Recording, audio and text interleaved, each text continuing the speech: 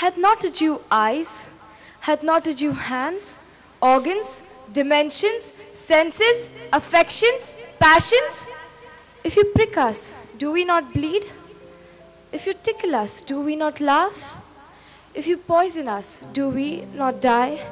And if you wrong us, shall we not revenge?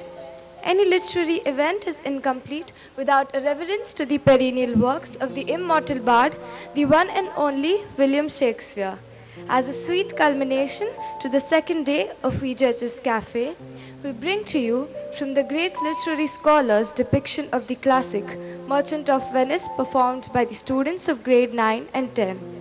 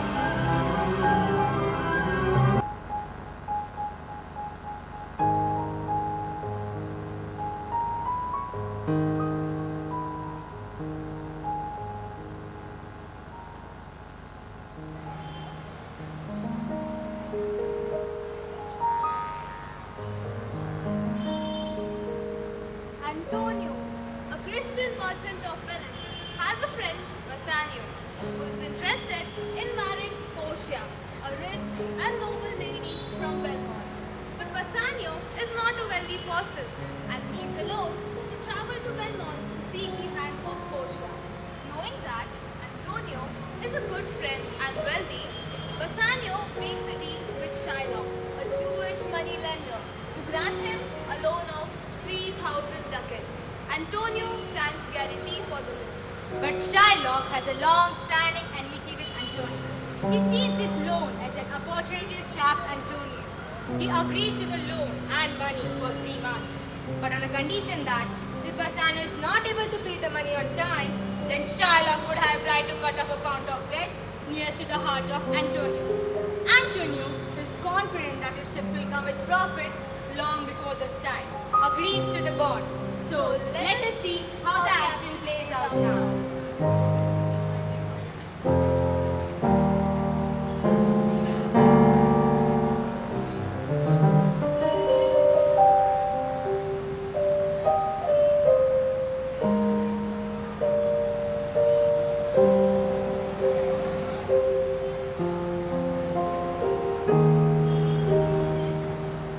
In sooth, I know not why I am so sad. Your mind is tossing on the oceans where your ship sailed. Overlooking the petty traffickings that courtesy to them. Believe me, sir, had I such venture forth, every object that might make me fear misfortune to my ventures would make me sad. I know Antonio's sad to think upon his merchandise. Believe me, no. Why? Then you are in love. Fie. Not in love neither. Then let us say you're sad because you're not merry. Here comes Bassanio, your most noble kinsman. Gratiana and Lorenzo too. Fare you well. We now leave you with better company. You do not look well, Signor Antonio. I hold the world, but as the world, Graciano. A stage where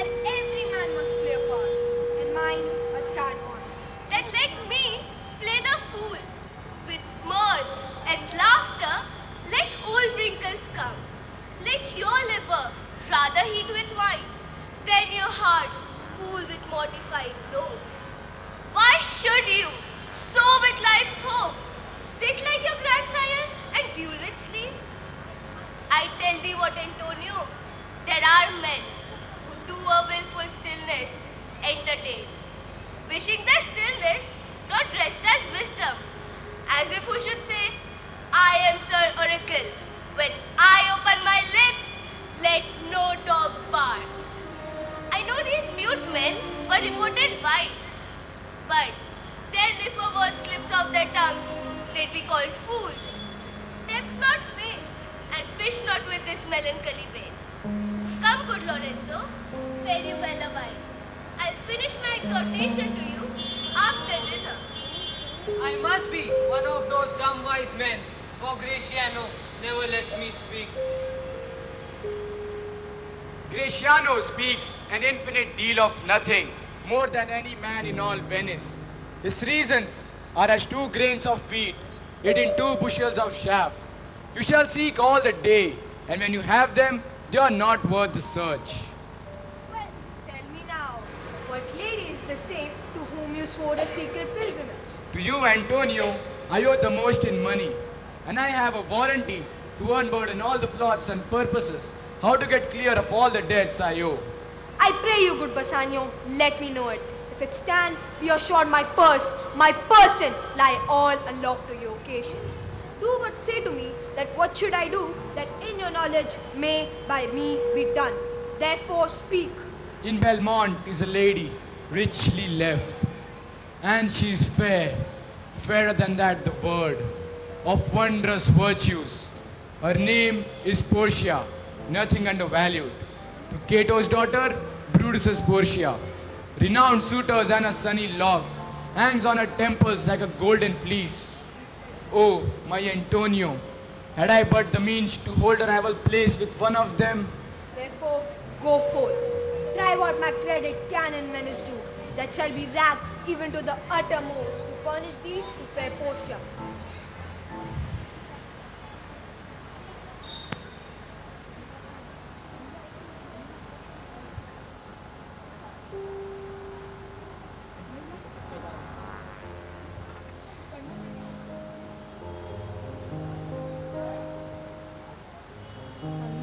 Portia, the noble lady of Belmont, is in a fix.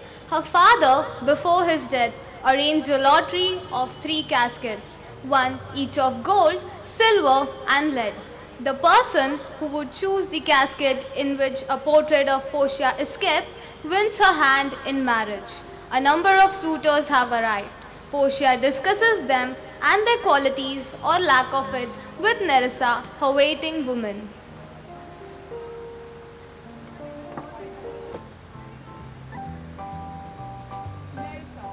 My body is a weary of this world. If to do good were as easy as to know how to do, then the cur would be kind, and the home of a poor man would be Prince's palace. I can easier teach 20 people how to do good than to be one of those 20 to follow my own teachings. Emotions' laws are hollow. Watching a hot temper leap over a cold degree, such is the madness of youth. 'Tis not the way to choose a husband, Nerissa, in sooth. Oh me, the word choose. The cold will is done, where I can neither choose one, nor refuse none. Your father was very virtuous, and holy men at their death have good inspirations. Therefore, the lottery that he had devised in these 3 chests of gold, silver, and lead, whereof the one who chooses his meaning shall choose you, will no doubt never be chosen by any rightly but the one who shall rightly love. But what warmth is there in your affection towards any of these princely suitors that are already come? I pray thee, say their names, and I'll describe them. And according to my description, level at my affection. First, there's a Neapolitan prince. Aye, that's cold indeed, because he does nothing but talks about his horse. I am much afeard, lady, that his mother might have played false with a smith. Then there's a County Palatine. He hears merry tales and smiles not. I'd rather marry a skull with a bone in its mouth than to either of these. What say you then to the French lord, Monsieur Le Bon? God made him, so let him pass for a man. What say you then to the Falcon Bridge, the young Baron of England? You know, I say nothing for him, because neither he understands me, nor do I understand him. He is a proper man's picture, but who can converse with a dumb show? How like you, the young German, the Duke of Saxony's nephew? Very vile in the morning when he's sober, and most vile in the afternoon when he's drunk. Madam, do you not remember, during your father's time, a Venetian, a scholar, and a soldier that came hither in the company of Marquis of Montferrat? Yes, it was Bassanio. So I think was he called. True, madam. He, among all the men that ever my foolish eyes have ever looked upon, was the one best deserving a fair lady. I remember him well, and I remember him worthy of thy praise. The four strangers seek for you, madam, to take their leave. And there's a forerunner, come from a fifth, the Prince of Morocco, who brings word, the prince, his master, will be here tonight. If I could bid the fifth welcome with so good heart as I bid these other four farewell, I should be glad at his approach. Come, Nerissa. As we shut the gate on one wooer, another knocks at the door.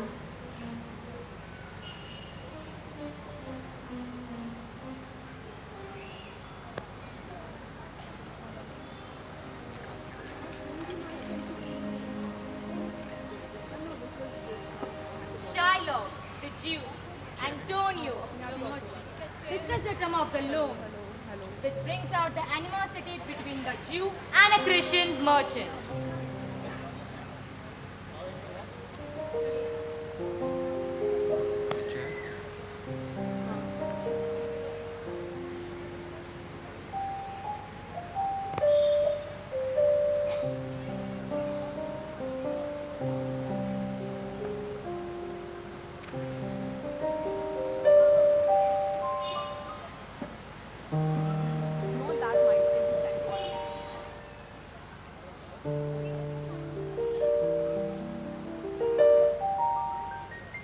Front में चली जाओ.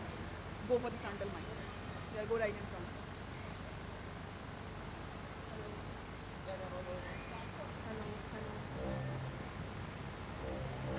3,000 ducats.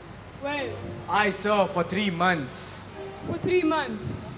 Well, for which, as I told you, Antonio shall be bound. Antonio shall be bound. Well, Antonio is a good man, yet his means are uncertain. The man is, notwithstanding, sufficient. 3,000 ducats. I think I may take his bond. Be assured you may, May I speak with Antonio? if it please you to dine with us. What? To smell pork? I will buy with you, sell with you, talk with you, but I will not eat with you, drink with you, nor pray with you. This is Signor Antonio. How like a fawning publican he looks. I hate him, for he is Christian. But more, for that in low simplicity, he lends out money, gratis, and brings down the rate of interest here with us in Venice. He hates our sacred nation, and my well-won thrift, which he calls interest. Shylock, do you hear? I am debating of my present store, and by the near guess of my memory, I cannot raise up the full gross amount of 3,000 ducats. But soft, how many months do you desire? Is he yet possessed? How much you would? Aye, 3,000 ducats. And for 3 months. I had forgot. You told me so. Methought you neither lend nor borrow upon interest. I don't ever use it. When Jacob grazed his uncle Laban's sheep, this Jacob was from our holy Abraham. He was the third possessor. Did he take interest? Mark you this, Bassanio. the devil can cite scripture for his purpose. 3,000 ducats. It is a good round sum. 3 months from 12? Then let me see. The rate. Then Shiloh shall we be holding to you. Signor Antonio. Many a times and oft in the Rialto, you have berated me of my monies and my usances. But still, I have borne it with a patient shrug. For sufferance is the badge of all our tribe. You call me misbeliever, cutthroat dog, and spit upon my Jewish gabardine. All for the use of that which is mine own. Then you come up to me and say, Shylock, we would have monies. You say so. You that did void your room upon my beard and foot me as you spawn a stranger cur over your threshold. What shall I say to you? Shall I not say, has a dog money? Is it possible for a cur to lend you 3,000 ducats? Or shall I bend low and in a bondman's key and bated breath with whispering humbleness say this, fair sir, you spit on me on Wednesday last. You spurned me such a day. And another time you call me dog. For these courtesies, shall I lend you thus much monies? If thou wilt lend this money, lend it not as to thine friends, but rather lend it as to thine enemies. If you break, thou mayst with better face exact the penalty. Why? Look, how you storm. This is kind I offer. This way kindness. This kindness will I show. If you repay me not on such a day, let the forfeiture be nominated for an equal pound of your fair flesh. You shall not seal to such a bond for me. I'll rather dwell in my neediness. Why, fear not, man, I will not forfeit it. In these 2 months, I do expect the return of thrice 3 times the value of this bond. Pray, you tell me this? A pound of man's flesh taken from a man is not so profitable as muttons, beefs or goats. I say, for my love, pray, you wrong me not. Yes, Shylock, I will seal unto this bond. Meet me at the notary's forthwith. I'll be with you. I like not a fair terms and a villain's mind. Come on, in this there can be no dismay. My ship should return a month before the day.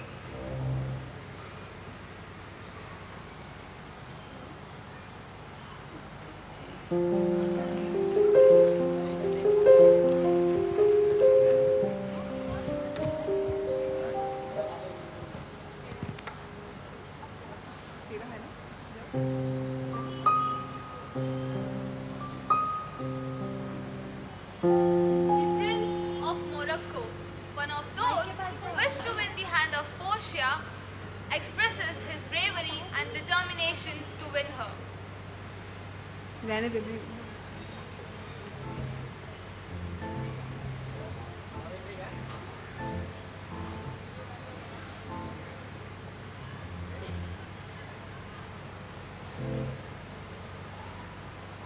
The lottery of my destiny bars me the right of voluntary choosing. But if my father had not restricted me and hedged me by his wit, who yield myself his wife, who wins me by that means, I told you, renowned prince, then stood as fair as any comer I have looked on, yet for my affection. This likely not, as a tawny moor's son, a darkened product of a burnished side, to whom I'm a neighbor and near friend. Bring me the fairest creature, not football, and cutters, to prove whose blood is most red, his or mine. The valiant become forlorn. I would not change the suit except to share your thoughts, my gentle queen. I would overstare the sternest eyes that look and outblock them, outbrave the most daring heart that's been. Pluck the young cubs from the she-bear, yeah, mock the lion when he roars for prey. Do win thee, and so may I. Blind fortune leading me, miss by losing you, and die grieving. I pray you, lead me to the caskets to try my fortune. You must take your chance and either not attempt to choose at all, or swear before you choose that if you choose wrong, you'll not speak to any lady in way of marriage afterwards. Therefore, be advised. Come, bring me on to my chance. After dinner, your hazard shall be made. Good fortune then, to make me blessed or cursed among men.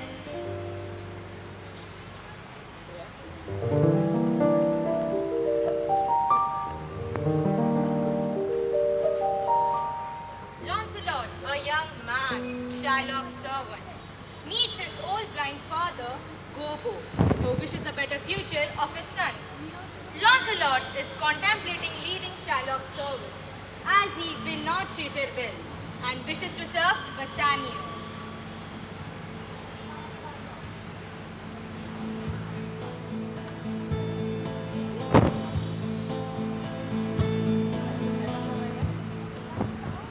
Certainly, my conscience will serve me to run away from this Jew, my master. To be ruled by the conscience, I should stay with the Jew, who is a kind of devil. But to run away from him, I should be ruled by the fiend, who is the devil himself. I will run, fiend. My heels are at a commandment. I will run. Master young man, you, I pray you, which is the way to master Jew? Oh heavens! This is my true begotten father, who being more than a sandline, knows me not. Master young man, I pray you, which is the way to master Jew? Can you tell me whether one, Lancelot, that dwell with him or no? Talkie of young Master Lancelot. No, master, sir, but the poor man's son. Do you not know me, father? Alack, I am sand blind, I know you not. Give me your blessing. Truth will come to light. In the end, truth will out. I am Lancelot, the Jew's man, and I am sure Marjorie, your wife, is my mother. Her name is Marjorie indeed. I'll be sworn if thou be Lancelot. Thou art my whole flesh and blood. Lord, how art thou changed? How dost thou and thy master agree? I brought him a present. Well, well, I have set up my rest to run away. So I will not rest till I run some ground. Give your present to one Master Bassanio. If I serve him not, I shall run as far as God has any ground. Give the gift to him, Father. Lord, bless your worship. Wouldst thou art with me? Yes, my son, sir, a poor boy. Not a poor boy, sir, but the rich Jew's man. That would, sir. He has great infection, sir, as one would say, to serve. One speak for both. What would you? Serve you, sir. Thou hast obtained thy suit. Shylock, thy master, spoke with me this day, and hath recommended, if it be advancement to leave a rich Jew's service, to become a follower of so poor a gentleman. The old proverb is very well parted between my Master Shylock and you. Thou speakest well. Go, father, with thy son. Take leave of thy old master, and inquire my lodging out. Signor Bassanio, I must go with you to Belmont. Why? Then you must. But hear thee, Gratiano. Thou art too wild, too rude, and bold of voice, where these qualities become thee of choice, and in such eyes as ours appear not as faults, but where thou art not known, why, they may see thee as reckless and as one who has undisciplined parts. Take pain to allay your spirits with some drops of modesty, lest through thy stormy behavior I be misconsidered and lose my hopes. Do lace your talk with respect and swear but now and then. Wear prayer books in thy vest, and at grace hood thine eyes and sigh and say Amen. Stand with the style of one well studied, and aim to please my friends as to please your grand dame. Signor Bassanio, if I do not put a sober habit, trust me no more. Well, we shall see your bearing. Nay, but I bar tonight. You must not gauge me by what we do tonight. I would rather entreat you rather to put on your boldest suit of mirth, for we have friends that purpose merriment. But fare you well, I have some business. And I must go to the Lorenzo and rest. We'll meet you at supper time.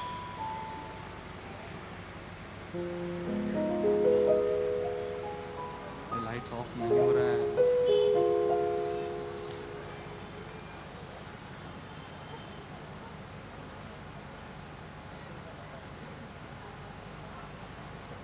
The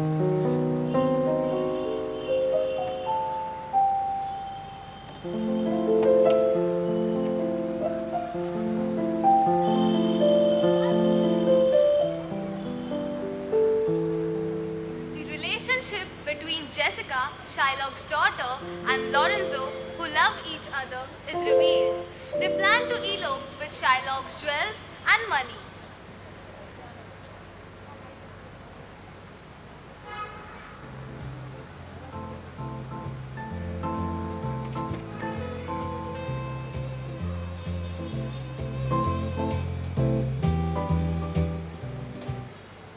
I'm sorry.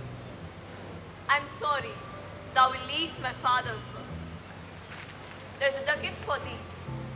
And Launcelot, soon at supper shalt thou see Lorenzo, who is thy new master's guest. Give him this letter. Do it secretly, and so farewell. Adieu. Tears exhibit my tongue. The most beautiful pagan, the most sweet Jew. O Lorenzo, if thou keep promise, I shall end this strife, become a Christian, and thy loving wife.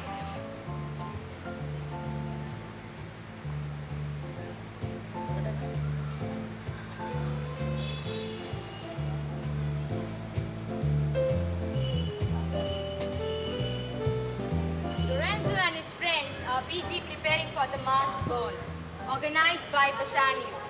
Lorenzo receives letter from Jessica.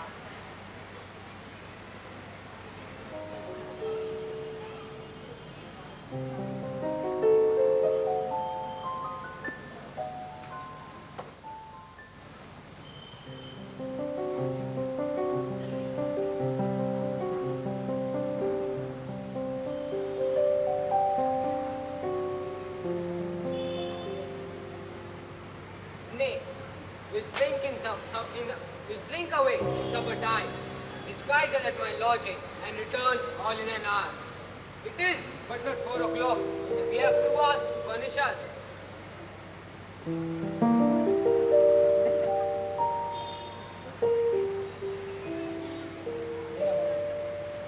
I know this hand, in faith.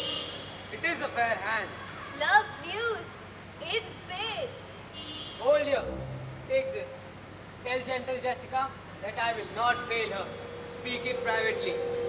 Was it that letter from fate, Jessica? Yes, she had directed me how I shall take her from her father's house, what gold and jewels she is furnished with, what pages suit she hath in readiness. Come go with me, peruse as thou goest. Fair Jessica would be my torch bearer.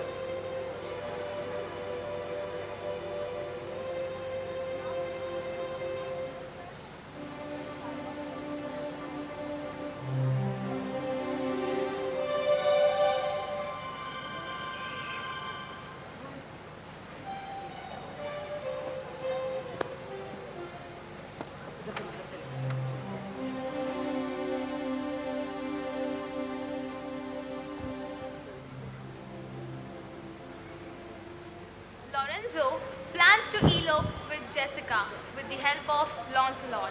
They get Shylock, leave the house on the pretext of an invitation to supper.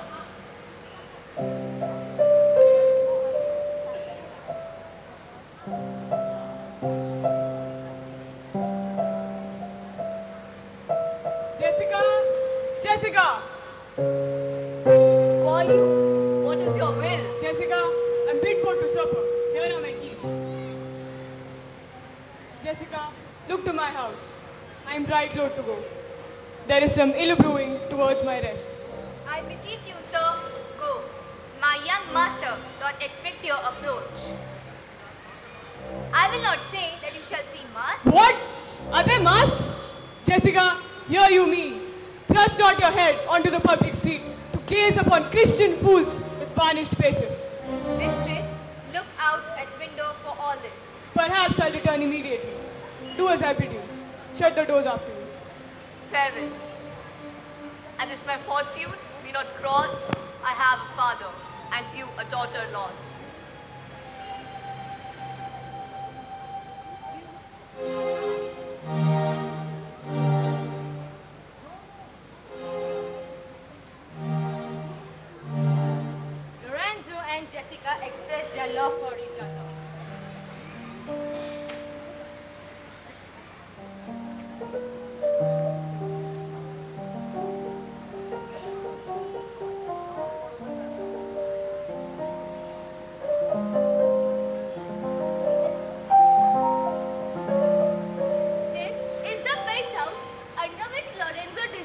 just to make stand. It is marvel that he outdwells the sun. For lovers ever run before the clock. All things that are with more spirit chased than enjoyed. Sweet friends, your patience for my long abode. Not I, but my affairs have made you wait. Here dwells my father Jew. Oh, who's within? Who are you? Tell me for more certainty. Albeit, I swear that I do know your tongue. Lorenzo, and I love. Lorenzo certain, for who I love so much? And now who knows but you, Lorenzo, whether I'm yours? Heaven and thy thoughts are witness that thou art. But love is blind, and lovers cannot see the petty follies that themselves commit. For if they could, Cupid himself would blush to see me thus transformed to a boy. Listen, or you must be my torchbearer. Why, 'tis an office of discovery, love, and I should be obscured. So are you, sweet, in the lovely garnish of a boy. I'll make fast the doors and gorge myself with some more ducats, and be with you straight. Curse me, for I love her heartily, for she is wise. If I could judge of her, and fair she is. If that mine eyes be true, and true she is, as she hath proven herself.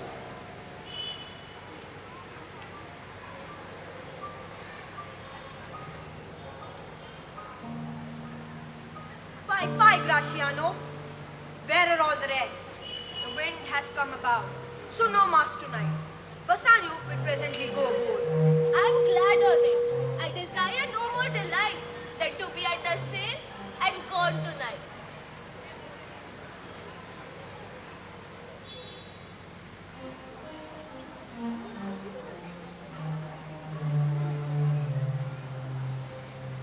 The Prince of Morocco makes his choice of the cascade, and he chooses the golden cascade.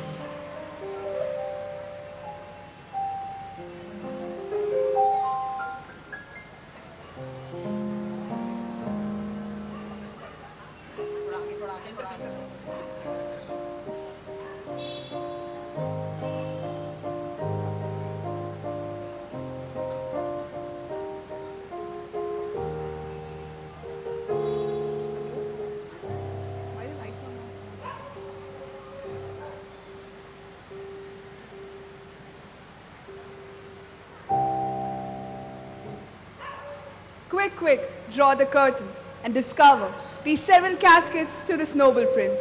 Now, make your choice. This first of gold, which this inscription bears, who chooseth me shall gain what many men desire.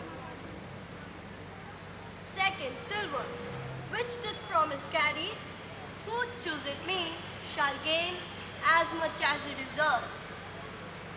Third, dull lead, with warding all as blunt, who chooseth me must give and hazard all he has. How shall I know if I do choose the right casket? The one of them contains my picture. If you choose that, then I'm all yours. What says this leaden casket? Who chooseth me must give and hazard all he has. Must give for lead. This casket threatens those men that hazard all, do it in hope of fair advantage. I'll not set this keeper lead. What says the silver kid? Who chooseth me shall gain as much as he deserves. Thou deserves enough, if thou be rated by thy own estimation. But that may not reach the lady to win. I do in love most deserve her. But what if there is more? Let's see the saying engraved in gold. Who chooseth me shall gain what many men desire. Would that not be the lady? All the world desires her. Men come from the four corners of the earth to be near this mortal, breathing saint, worth more than gold. The wilds of Arabia and the eastern deserts are as confessed for princes to come view this Scotia. The great ocean, whose ambitious head tears at the seams of heaven, is no barrier to men who come as over a brook One of these three contains a heavenly picture. It too beats to think the one wood contained in lead. Dare think in silver she is immured, being 10 times less valued than gold? Never has a story been told where such a gem was set in worse than gold. Deliver me the key. Here do I choose, thrive as I may. There, take it, Prince.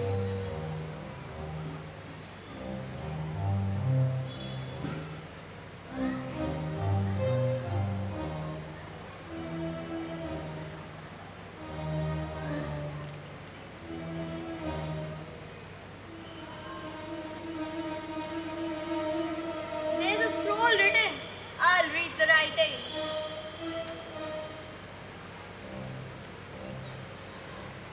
All that glitters is not gold. Often have you heard that told. Fare you well, your suit is cold.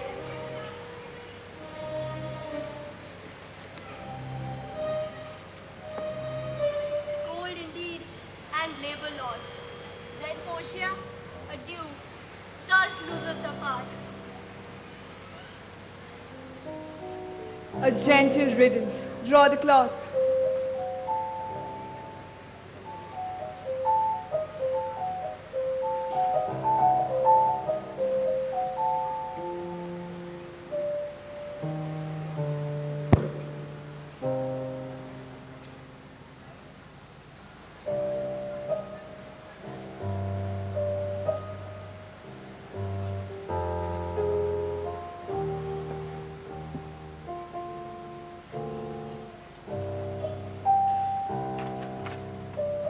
On his return, finds his daughter, jewels and money lost.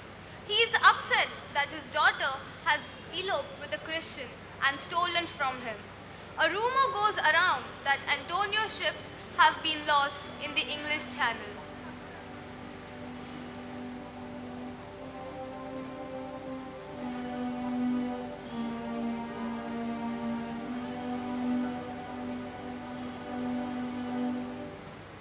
Why, man, I saw Bassanio in this sail. With him is Graciano gone along. And in that ship, I am sure, Lorenzo's not. The Duke of Venice was given to understand that were seen together in a gondola, Lorenzo and his amorous Jessica. I never heard a passion so confused as the Jew did utter in the streets. Oh my daughter, oh my ducats, fled with the Christian. Oh my Christian ducats, a sealed bag of double ducats stolen from me by my daughter. And jewels, 2 rich and precious stones stolen from me by my daughter. Justice, find the girl. She had the ducats and the stones upon her. I reasoned with the Frenchman yesterday, who told me that in the narrow sea that passed the French and English, there miscarried a vessel of our nation, richly fraught. I thought about Antonio when he said me, and wished in silence were not his. You were best to tell Antonio about what you hear. A kinder gentleman treads not earth. I saw Antonio and Bassanio part. Bassanio said he would make some speed of his return, and he replied, do not so. Antonio said, be merry, employ your chiefest thoughts to courtship, such fair appearance of love that shall conveniently become you there. He wrung Bassanio's hand, and so they parted.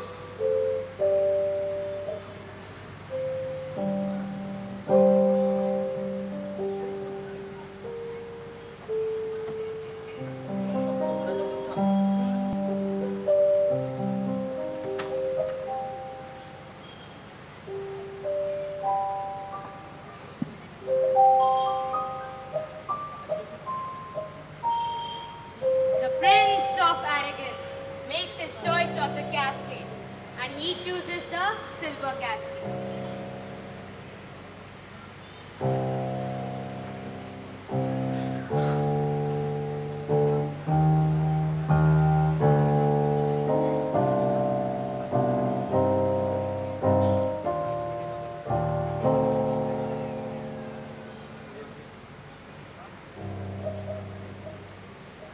Quick, quick, draw the cloth. Behold, there stand the caskets, noble prince. If you choose that wherein I am contained, straight shall our nuptial rites be solemnized. But if you choose wrong, then you shall be gone from hence immediately. Therefore, be advised. I am enjoined by my oath to observe 3 things. First, never to unfold anyone which casket I chose. Next, if I fail to choose the right casket, never in my life to woo a maid in a way of marriage. Lastly, if I do fail in fortune of my choice, immediately to leave you and be gone. To these injunctions, everyone does swear. It comes to hazard for my worthless self. And so have I addressed me. Fortune to my heart soap, let's look at base lead. Who chooseth me must give and hazard all. If that means risk all, thou shalt look fairer before I choose lead.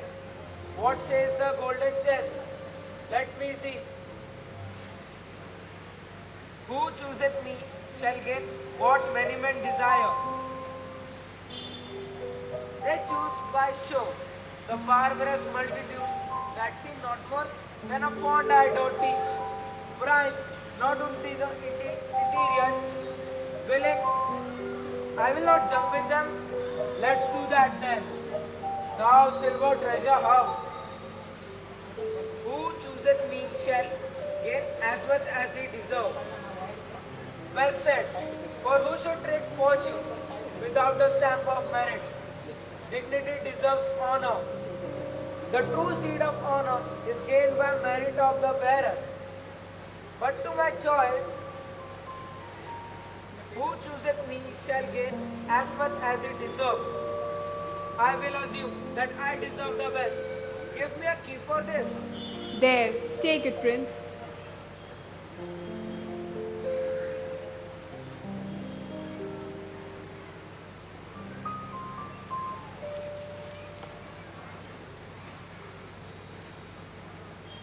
The portrait of a blinking idiot? Did I deserve no more than a fool's head? Is that my price? Are my deserts no better? To offend and judge are distinct offices of opposed natures. What is your? There be fools alive, certainly with grey hair. So was this. So be gone, you are spent.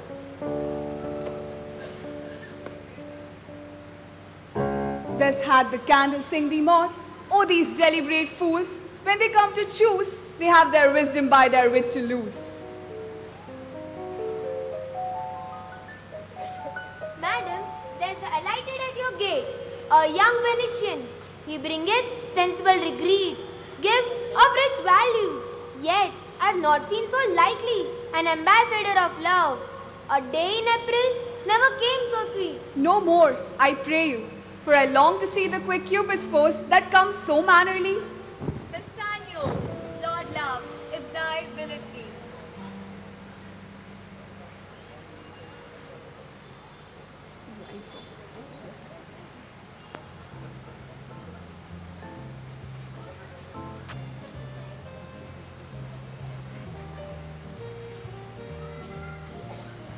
Shylock expresses his contempt for Antonio and seeks revenge for the treatment he has received from the Christian.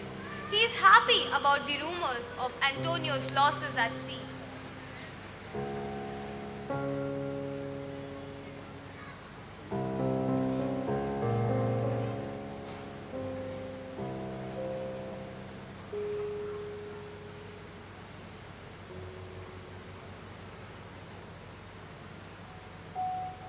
Now, what news on the Rialto?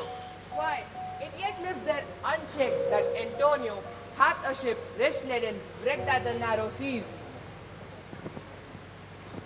How now, Shylock? What news among all the merchants? You knew, none so well as you. You knew of my daughter's flight. That's certain. My own flesh and blood to rebel. There is more difference between thy flesh and hers than between red wine and Rhenish. But tell us, do you hear whether Antonio had any loss at the sea or no? There I have another bad match. Let him look to his board. He was born to call me usurer. He was born to lend money for Christian courtesies. Let him look to his board. Why, I am sure if he forfeits, thou wilt not take his flesh. What's that good for? To bait fish withal. If it will feed nothing else, it will feed my revenge. He hath disgraced me and hindered me. 500,000 laughed at my losses, mocked at my gains, scorned my nation, thwarted my bargains, cooled my friends, hated my enemies, and what's his reason? I am a Jew. Hath not a Jew eyes? Hath not a Jew hands, organs, dimensions, senses, affections, passions? Fed with the same food, hurt with the same weapons, subject to the same diseases and healed by the same means, warmed and cooled by the same winter and summer as a Christian is. If you prick us, do we not bleed? If you tickle us, do we not laugh? If you poison us, do we not die? So if you wrong us, shall we not revenge? If we are like you in the rest, we will resemble you in that. If a Jew wrong a Christian, what is his humility? Revenge? So if a Christian wrong a Jew, what shall his sufferance be? By Christian example. Why? Revenge? The villainy you teach me, I will execute. And it shall go hard. But I will better the instruction. Gentlemen, my master Antonio is at his house and desires to speak with you both.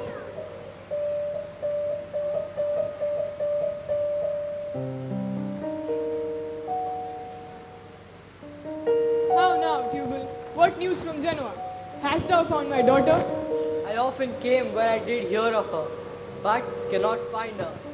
A diamond gone. Cost me 2,000 ducats in Frankfurt, and no news of them. I know not what spent in the search. Ah, yes. Other men have ill luck too. Antonio, as I heard in Genoa. What? Ill luck? I spoke to some of the sailors that escaped the wreck. I thank thee, good Tubal. Your daughter spent in Genoa, as I heard. One night 4 ducats? Thou stickest a dagger in me. I shall never see my gold again. One of them even showed me a ring that he had of your daughter. For a monkey? Curses on her! Thou torturest me, Tubal. But Antonio is certainly undone. Nay, that's true. That's very, very true.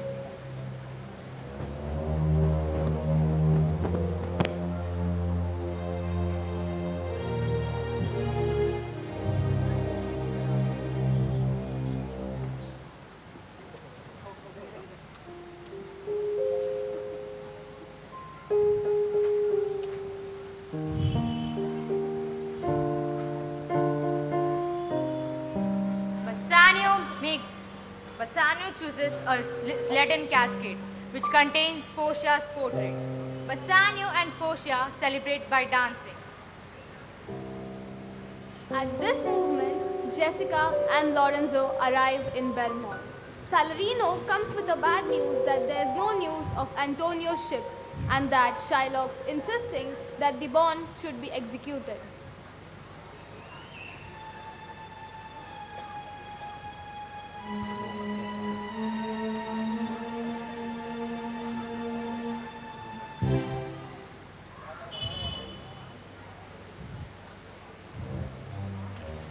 I pray you, tarry, pause a day or two before you hazard. For in choosing wrong, I lose your company. Therefore, forbear a while. I would detain you here for some month or two. I could teach you how to choose right. But then, I'm forsworn. So will I never be. So my, you miss me. But if you do, then you'll make me wish a sin that I had been forsworn. Let me choose as I am. I live upon the rack. Upon the rack, Bassanio? What treason is there mingled with thy love? None, but that ugly treason of mistrust which makes me enjoying me of thy love. Well then, confess and live. Confess and love. have been the very sum of my confession. Oh, happy torment, when my torturer dot teaches me answers for deliverance. But let me to my fortune and the cascades. Away then. I'm locked in one of them. If you do love me, you'll find me. Nerissa and the rest stand all aloof. So may the outward shows beleach themselves. The world is deceived with outward lustre. Corrupt pleas are seasoned when a sober legal voice obscures the evil. Do not gracious religious brows bless and approve sins with a text, granting the pardon sought. Cowards with hearts, false as stairs of sand, soothe their fears with beards of Hercules, where a search inward would find livers white as lilies. Counterfeit beauties made to decorate are but gilded shows to the dangerous seas. Beauty by weight works in nature to fate that where the most of it, the lightest, the brightest ornaments tempt the wisest.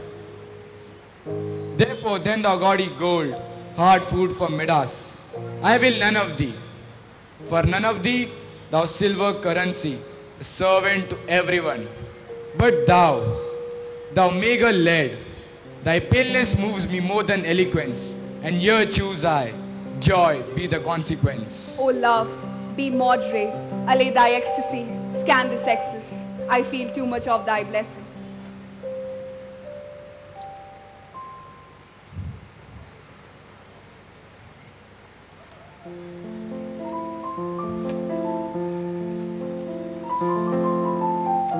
What find I here? Fair Portia's counterfeit. What artist has so nearly duplicated Portia as to seem a god? Nearly replicated. She doth seem a goddess. Are those eyes moving, or do they just seem in motion? Here are severed lips, parted with sugar breath, and here in her hair, the painter plays a spider, weaving tips into the golden mesh, catching men, their hearts trapped as gnats in cobwebs. Yet how far the subject of my honest praise doth mar the picture in enterprising it. So far this likeness limbs behind the subject. Portia, justified by the scroll in tow, I come to give and receive. I detect as doubtful whether what I see is true, until confirmed and ratified by you. You see me, Lord Bassanio, where I stand, such as I am. I'm not so ambitious to wish for me. Yet, for you, I did be 20 times myself, 1,000 times more fair, 10,000 times more rich. Stand up high to be counted. If virtues and friends added, then I'll exceed the count. But the full sum of me is an unschooled, unpracticed girl, unread.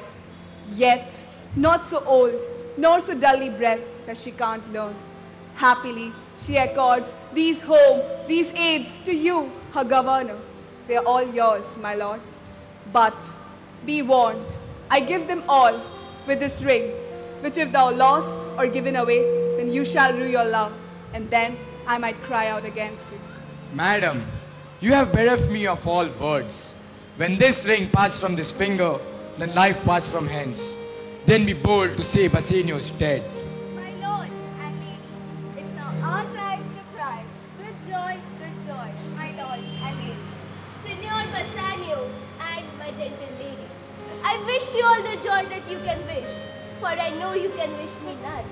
I do beseech you, for even at that time, I might get married too. With all my heart, so thou canst get a wife. I thank your lordship. You have got me one. My eyes, my lord, can look as swift as yours. You saw the mistress, I beheld the maid.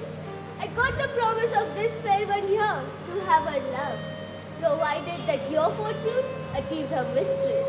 Is this true, Nerissa? Madam, it is. So you stand peace with us. And do you, Graciano, mean good faith? Yes, faith, my lord. Our feast shall be much honored in your marriage.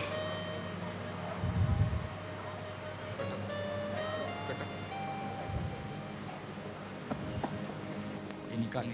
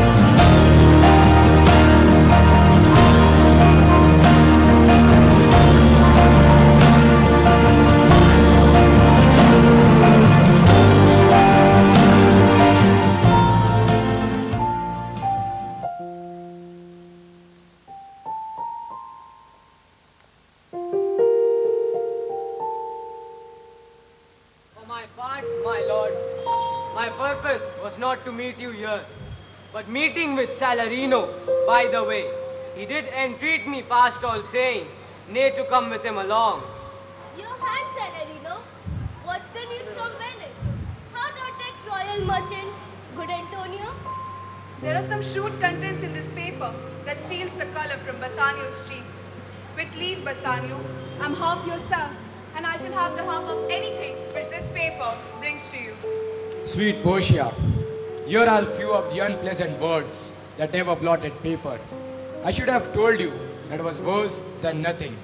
But is this true, Salarino? Hath all his ventures failed, and not one vessel escaped from the dreadful touch of merchant-marring rocks? Not one, my lord. Besides, it should appear, if he had the present sum to discharge the Jew, he would not take it. He plies the Duke at morning and at night, and doth impeach the freedom of the state if they deny him justice. When I was with him, I've heard him swear to Jubal that he would rather have Antonio's flesh than 20 times the sum of the money that he did owe him. Is it your dear friend who is in trouble? The dearest friend to me. What sum he owes the Jew? For me, 3,000 ducats. What? No more? Pay him 6,000 ducats and deface the bond. But first, come with me to the church and call me a wife, and then away to Venice to your friend. First, let me see the letter. Oh, love, dispatch all business and be gone. Since I have a good leave to go away, I'll make haste.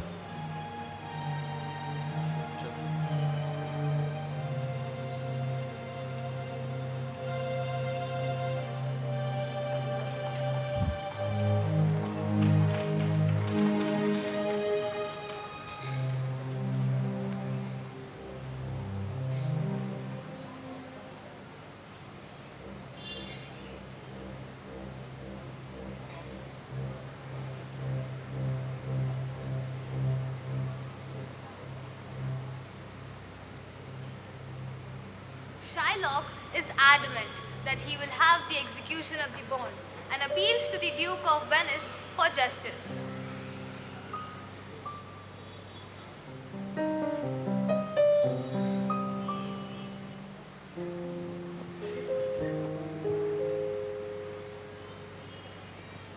Jailer, look to him. Tell me not of mercy. This is the fool that lent out many greatest. Hear me out, good Shylock. I'll not hear you. Thou called me a dog before thou hadst a cause. But since I am a dog, beware of my fangs. I pray thee, hear me speak. I'll not hear thee speak. I'll have my bond. I'll not be made a dull-eyed fool and yield to Christian intercessors. I'm sure the Duke will never grant this forfeiture on hold. The Duke cannot deny the course of law for the commodity that strangers have with us in Venice.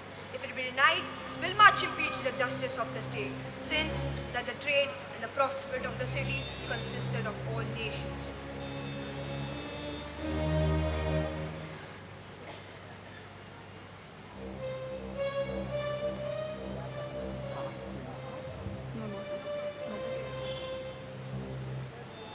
Portia then leaves Belmont for Venice with Nerissa. She tries to sort the plan between Antonio and Shylock.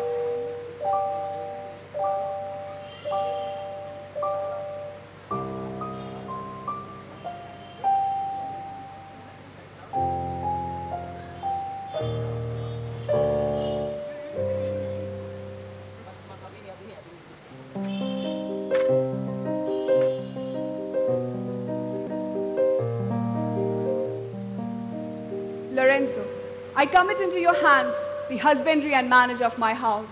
For mine own part, I have in a secret vow to live in prayer and contemplation until my husband and her lord's return. There is a monastery 2 miles off where we shall abide.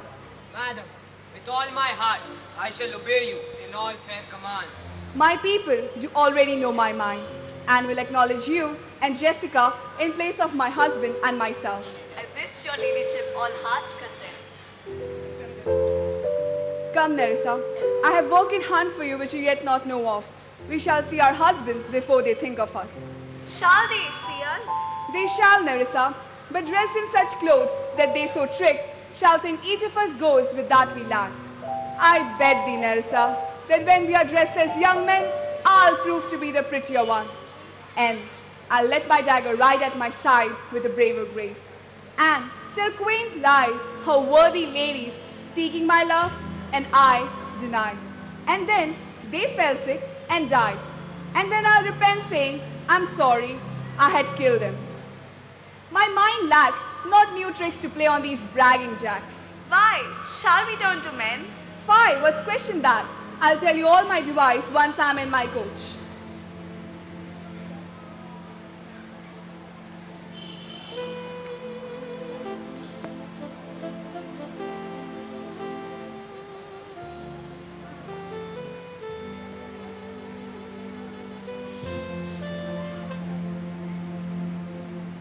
Lorenzo and Jessica express their views about their relationship by having a lover's quarrel.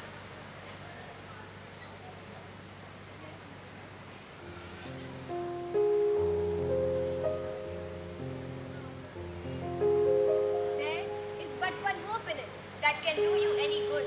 And what hope is that? I pray thee, Marry that dear another Jew's daughter. I shall be saved by my husband. He had made me a Christian. Truly, who to blame him? The making of Christians will raise the price of hogs. How cheerest thou, Jessica? How dost thou like Lord Bassanio's wife? Past all expressing, the Lord Bassanio, having such a blessing in his lady, finds the joys of heaven here on earth. Even such a husband as thou of me, as she is for a wife. Nay, but ask my opinion too of that. I will, Annan. First let us go to dinner.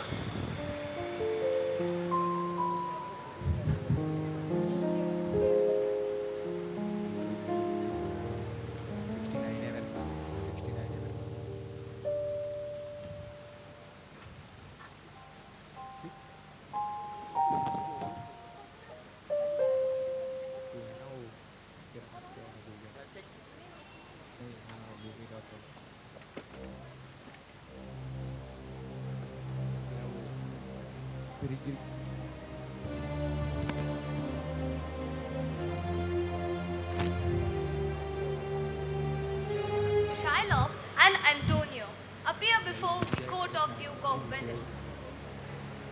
Portia attempts to get Shylock to show mercy, but Shylock is adamant. Portia then reads the term of the bond and gives her judgment that the terms of the bond should be strictly adhered. Portia, disguised as a lawyer, and Jessica as her clerk, both dressed in men's clothes. And Antonio is saved.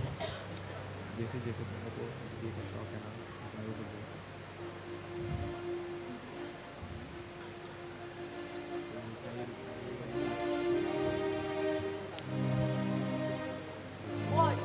Is Antonio here?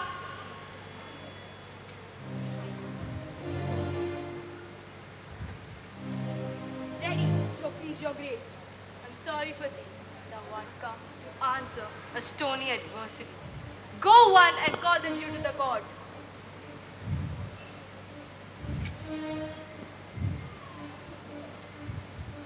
Shylock, the world thinks, and I think so too, that thou shalt show thy mercy. We all expect a gentle answer, Jew. I have possessed your grace of what I purpose. And by a holy Sabbath, I have sworn to have the due and the forfeit of my bond. You'll ask me why I rather choose to have a weight of carrion flesh over 3,000 ducats. I'll not answer that, but say it is in my humor. Now for your answer. As there is no firm reason to be rendered, I give no reason. Are you answered? This is no answer. I am not bound to please thee with my answers. I pray you, think you questioner the Jew? You may as well forbid the mountain pines to back the high tops, and to make no noise with the agitated gust of heaven.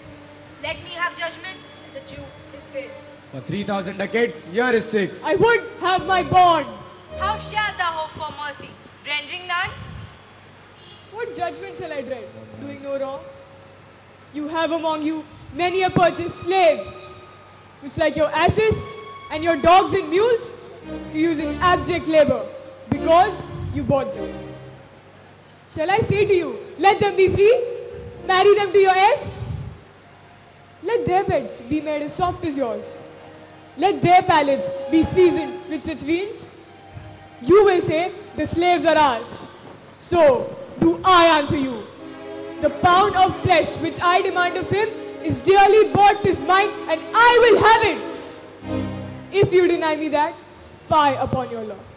There is no force in the decrees of Venice. I stand here for judgment. Answer! Shall I have it?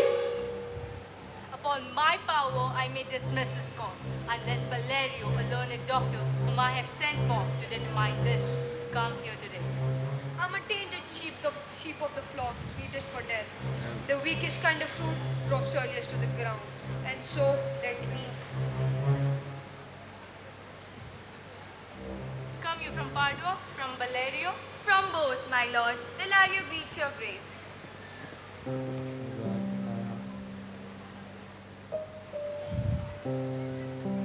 This letter from Valerio doth commend a young and learned doctor to our court. Where is he?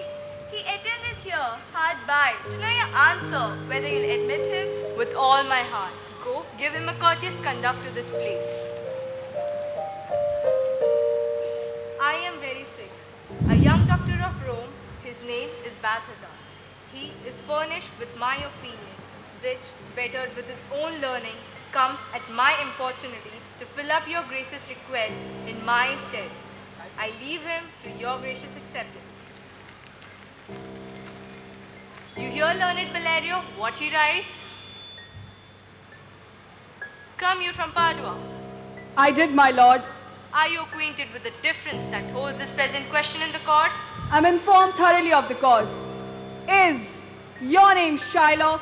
Shylock is my name. Of a strange nature is the suit you follow. Yet, in such rule, the Venetian law cannot impugn you as you do proceed. You, Antonio, you stand within his danger, do you not? Aye, so he says. Do you confess the bond? I do. Then must the Jew be merciful? On what compulsion must I? Tell me that. The quality of mercy is not strange. It droppeth as the gentle rain from heaven. Upon the place beneath, it is twice blessed. It blesses him who gives and him who takes. 'Tis mightiest in the mightiest. It becomes the throned monarch better than his crown. His scepter shows the force of temporal power, the attribute of awe and majesty, wherein doth sit the dread and fear of kings, but mercy is above the sceptred sway. It is enthroned in the hearts of the king. It is an attribute to God himself. An earthly power doth then contrive when mercy seasons justice. Therefore, Jew, though justice be thy plea, concede this, that in the court of justice, none of us shall see salvation. We do pray for mercy, and that same prayer doth teach us all to render the deeds of mercy. I have spoke thus much to mitigate the justice of thy plea, which if thou follow, the strict court of Venice must needs give sentence against the merchant there. I crave the law, the penalty and the forfeit of my bond. Is he not able to discharge the money? Yes, here I tender it for him in the court. Yeah, twice the sum. I beseech you to do a great right and curb this cruel devil of his will. There is no power in Venice can alter a decree established. Oh, wise young judge, how I do honor thee. I pray you, let me look upon the bond. Here it is, most reverend doctor, here it is. Why? This bond is forfeit, and lawfully the Jew may claim a pound of flesh to be by him cut off nearest the merchant's heart. Be merciful, take twice thy money, bid me tear the bond. It doth appear that you're a worthy judge. You know the law. I charge you by the law. Proceed to judgment. I stand here on my bond. Why? This it is. You must prepare your bosom for his knife. Oh, wise young judge, how much older art thou than thy looks? Therefore, lay bare your bosom. Ah, his breast, so says the bond. Doth it not, noble judge? Nearest his heart. Those were the very words. It is so. You, merchant, have you anything to say?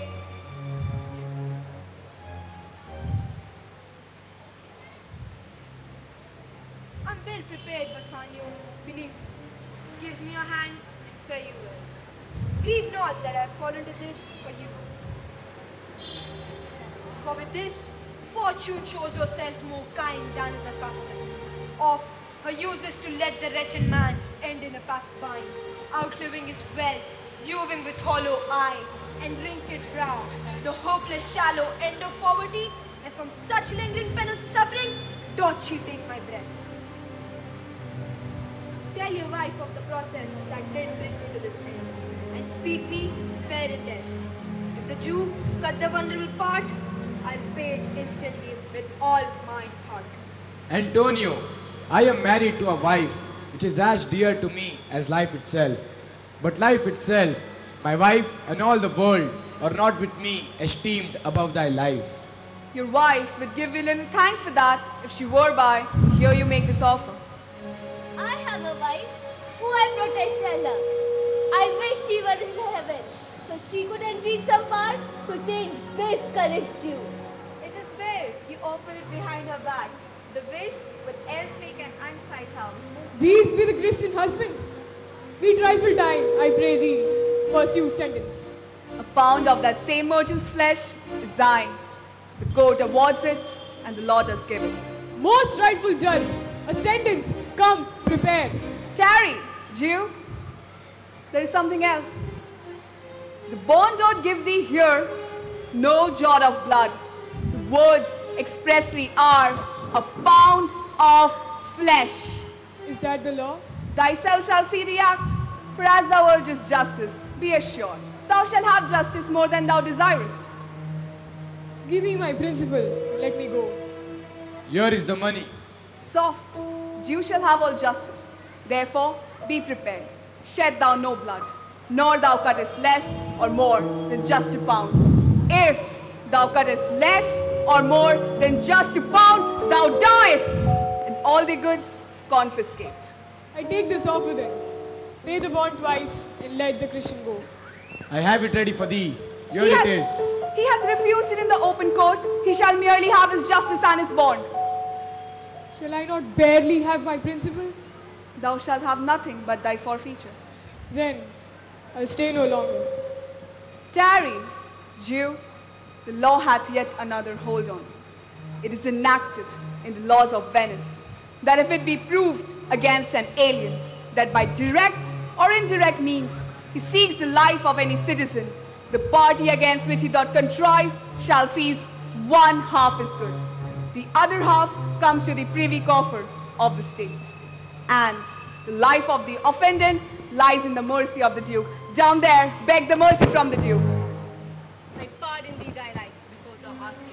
For half thy wealth it is Antonio's, and the other half comes to the general state. What mercy can you render him, Antonio? So please my lord the Duke and all the court, with the fine for one half of his goods. I am content. So will let me have the other half in use, to render it upon his death unto the gentleman that lately stole his daughter. He shall do this. Art thou contented, Jew? I am content. Give me leave to go from hence. I am not well.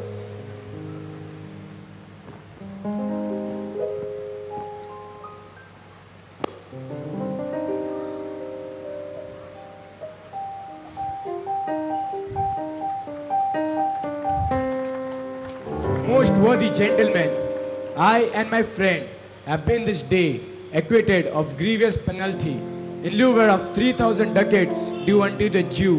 We freely cope your courteous pains withal. He is well paid, that is, well satisfied. And I, delivering you, am well satisfied, and therein do account myself well paid. I pray you, know me when we meet again. Dear sir, of course, I must attempt to further. Take some remembrance of us as a tribute, as not as fee. I pray you not to pardon me. You press me far, and therefore I'll yield. For your love, I'll have this ring from you. Do not draw back your hand, I'll have no more.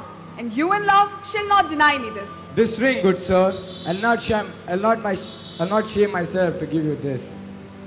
I'll have nothing else but only this. There's more depends than on the value. I see, sir, you're liberal in your offer. First, you taught me how to beg and now you teach me how a beggar should be answered. Dear sir, this ring was given me by my wife, and when she put it on, she made me vow that I should neither lose it, nor give it, nor take it. That excuse serves many men to save their gifts. And if your wife be not a mad woman and know how well I deserve this ring, she will not hold out enemy against you for giving this ring to me. My Lord Bassanio, let him have the ring. Go, Greciano, run, overtake them, give him the ring. In the early morning, we will fly forward to Belmont. Come, Antonio.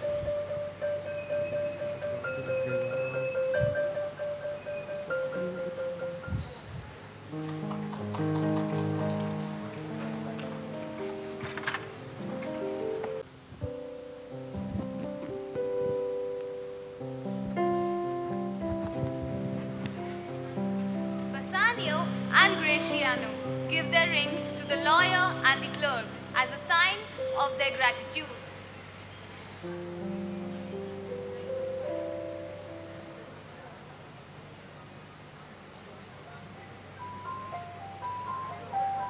Inquire the Jew's house out and give him this deed, and let him sign it.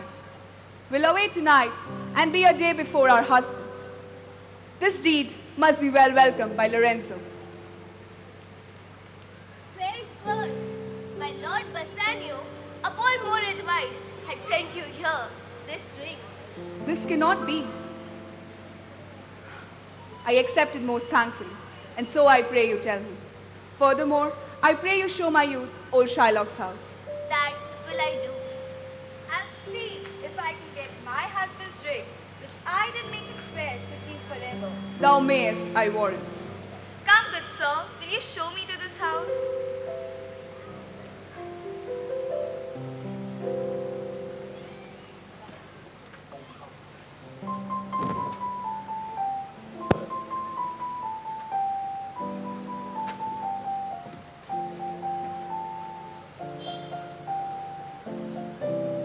Lorenzo and Jessica await the arrival of Portia and Nerissa. The identity of the clerk and lawyer is finally revealed, and all is well that ends well.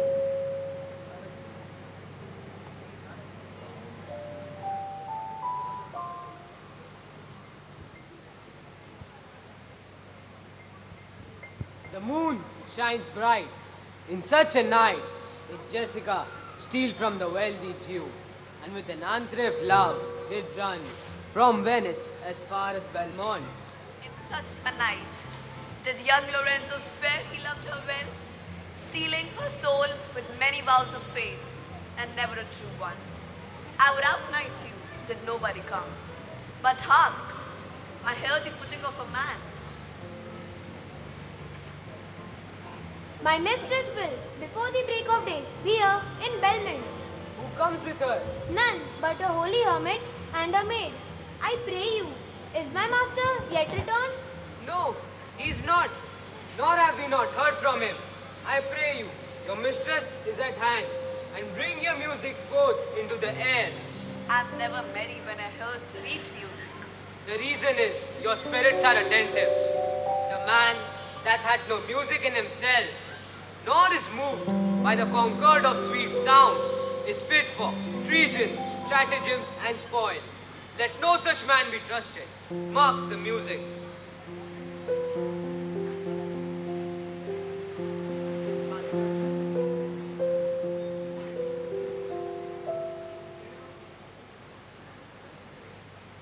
That light we see is burning in my hall.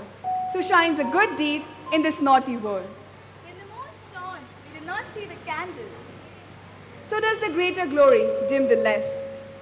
It is your music, madam of the house. Nothing is good, I see, except for the circumstances that attend it. Dear lady, welcome home. We have been praying for our husband's welfare. Are they returned? No, madam, they are not. Go in, Nerissa. Give order to my servants that they take no note at all of our being absent hence. Nor you, Lorenzo, Jessica, nor you. We are no telltales, madam. Fear you not. I hear the trumpet of your husband. Your husband is at hand. Let me give life, but let me not be life. For a light wife, just make a heavy husband, and never be Bassanio so for me.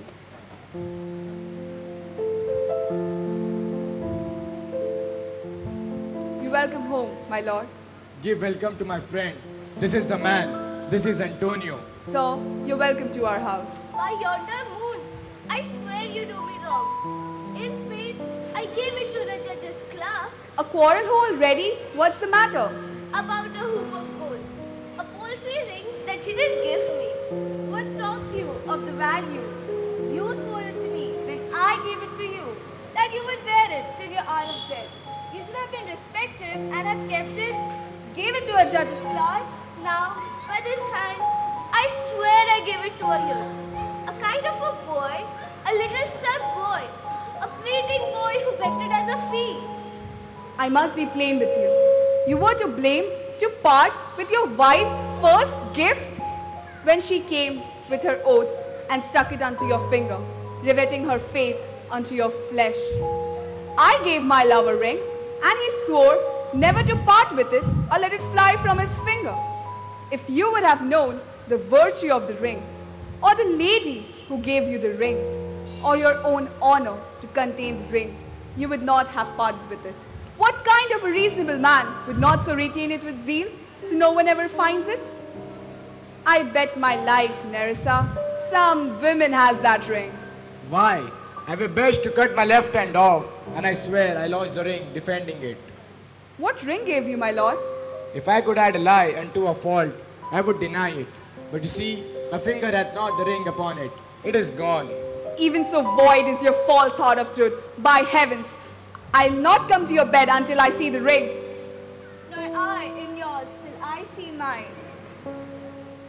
Sweet Portia, if you did know to whom I gave the ring, if you did know for whom I gave the ring, and would conceive for what I gave the ring, and how unwillingly I left the ring, when naught would be accepted but the ring, you would abate the strength of your displeasure. By my honor, madam, by my soul, no woman had it, but a civil doctor, which did refuse 3,000 ducats of me and begged for the ring. What should I say, sweet lady? I was enforced to send it after him. I was beset with shame and courtesy. Let not the doctor ever come near my house. Since he had the jewel that I had loved and you swore to keep it for me, I'll become as liberal as you. And I, his clerk, be well advised how you do leave me to mine own protection. I am the unhappy subject of these quarrels. So, grieve you not, you welcome notwithstanding. Portia, forgive this enforced wrong. I swear to thee. Mark you but that. Swear by your double self, that's a credible oath. Nay, but hear me. I'll swear that I'll never break an oath with thee. I dare be bound again, my soul upon the forfeit, that your Lord will never more break faith advisedly. Then you shall be his surety, and bid him keep this better than the other. Here, Lord Bassanio, swear to keep this ring. By heavens, it is the same ring I gave to the doctor. I had it from him. And pardon me, my gentle Graciano. You're all amazed. Here is a letter. It comes from Padua, from Valerio, where you shall find that Portia was the doctor and Nerissa there her clerk. Antonio, welcome. I have some good news in store for you two. There you shall find that 3 of your ships have come to harbor suddenly. I am dumbstruck. Were you the doctor and I knew you not? Sweet lady, you have given me life and living. For here I read for certain that my ships have safely come to harbor. How now, Lorenzo? My clerk have some good comforts for you two. Thee, do I give it to you and Jessica, from the rich you, a special deed of gift, after his death, of all he dies possessed of. Fair ladies, you drop manna in the way of starved people. Let it be so. While I live, I'll fear no other thing so sure as keeping safe Nerissa's ring.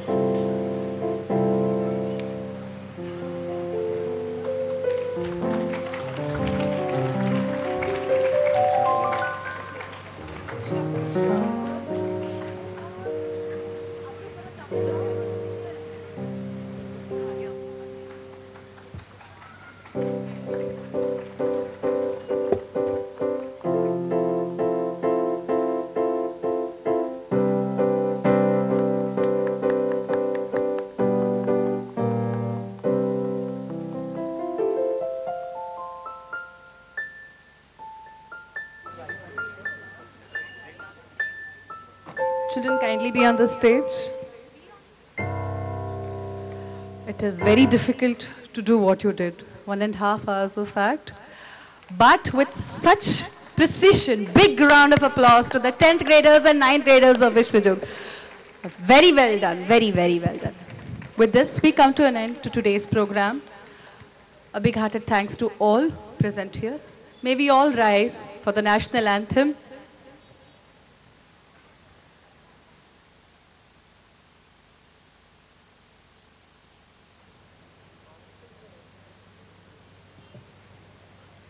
जनगण मन अधिनायक जय हे भारत भाग्य विधाता पंजाब सिंध गुजरात मराठा द्राविड़ उत्कल बंग विंध्य हिमाचल यमुना गंगा उच्चल जलधि तरंगा तव शुभ नामे जागे तव शुभ आशीष मागे गाए तव जय गाथा जनगण मंगलदायक जय हे भारत भाग्य विधाता जय हे जय हे